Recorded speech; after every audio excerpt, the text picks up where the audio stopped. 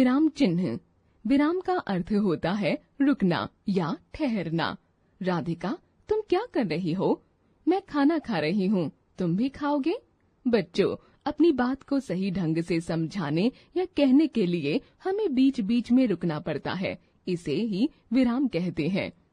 लिखते समय इस विराम को दिखाने के लिए विशेष चिन्हों का प्रयोग किया जाता है। ये विराम चिन्ह कहलाते हैं। वाक्य लिखते समय अपनी बात को सही ढंग से समझाने के लिए जिन चिन्हों को विराम प्रदर्शित करने के लिए प्रयोग किया जाता है, उन्हें विराम चिन्ह कहते हैं। इस अनुच्छेद को ध्यान से पढ़िए। एक बार सूरज और हवा में बहस हो गई कि दोनों में कौन अधिक बलवान है। दोनों अपने आप को एक दूसरे से अधिक बलवान समझते थे। दोनों में कौन अधिक बलवान है, इस बात को सिद्ध करने के लिए दोनों में शर्त लग गई। इतने में एक व्यक्ति उधर से गुजरा जिसने एक कंबल ओढ़ रखा था। हवा ने सूरज से कहा, जो इस व्यक्ति का कंबल उतरवा देगा वही अधिक बलवान माना जाएगा। आपने देखा कि ऊपर वाला अनुच्छेद बिना रुके लिखा गया है, जिससे भाषा की सुंदरता नष्ट हो गई है। उपरोक्त अनुच्छेद निम्नानुसार लिखा जाएगा। एक बार सूरज और हवा में बहस हो गई कि दोनों में कौन अधिक बलवान है। दोनों अपने आप को एक दूसरे से अधिक बलवान समझते थे। दोनों में कौन अधिक बलवान है, इस बात को सिद्ध करने के लिए दोनों में शर्त लग गई। इतने में एक व्यक्ति उधर से गुजरा जिसने एक कंबल ओढ़ रखा था।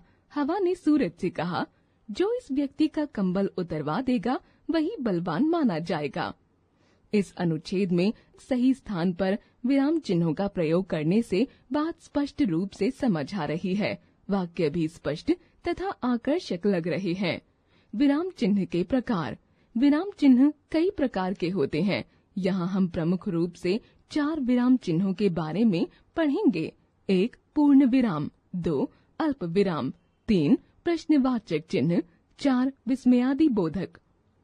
1 पूर्ण विराम। वाक्य की समाप्ति पर पूर्ण विराम लगाया जाता है, जैसे मुझे दिल्ली जाना है, कोयल मीठा गाती है। 2 अल्प विराम। बोलते समय या पढ़ते समय जहाँ हम पल भर के लिए रुकते हैं, वहाँ अल्प विराम का प्रयोग किया जाता है, जैसे गंगा, यमुना, कावेरी, गोदावरी आदि पवित्र नदियाँ हैं। रमेश, दिनेश, मोहन और सीमा चले गए। 3 प्रश्नवाचक चिन्ह। जिन वाक्यों में प्रश्न किया जाता है उनके अंत में प्रश्नवाचक चिन्ह लगाया जाता है, जैसे तुम्हारा क्या नाम है, रेलगाड़ी कब आएगी, यह तुमने क्या किया। 4 विस्मयादि बोधक चिन्ह। जिन वाक्यों में भाव जैसे खुशी, दुख, आश्चर्य और घृणा आदि को प्रकट किया जाता है, वहाँ विस्मयादि बोधक चिन्ह का प्रयोग किया जाता है, जैसे छी कितनी दुर्गंध है, वाह कितना सुंदर भवन है। किसी को संबोधित करने के लिए भी विस्मयादि बोधक चिन्ह लगाया जाता है। मित्रों, आप सबका स्वागत है। मोहन, आप पाठ याद करो। हमने सीखा, वाक्य लिखते समय रुकने के लिए विराम चिन्ह का प्रयोग किया जाता है। विराम चिन्ह के प्रकार। पूर्ण विराम, अल्प विराम, प्रश्नवाचक तथा विस्मयादि बोधक चिन्ह आदि।